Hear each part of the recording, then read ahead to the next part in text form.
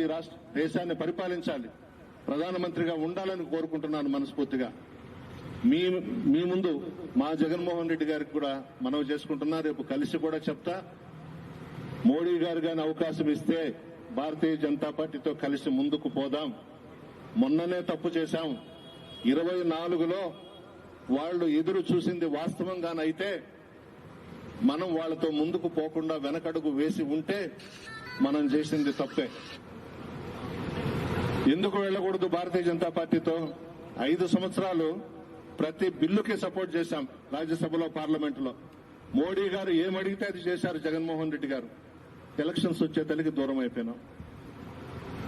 అటువంటి వాళ్లతో స్నేహం చేయొచ్చు.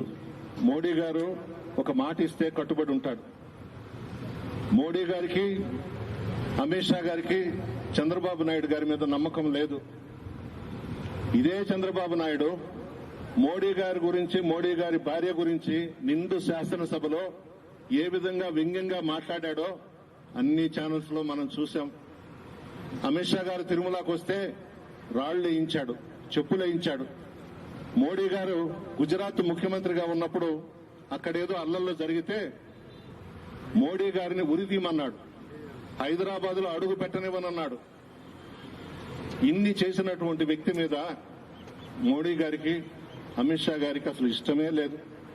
మనం తోసేసుకున్నాం వాళ్ళని, మనం పక్కకెళ్లిపోయినాం.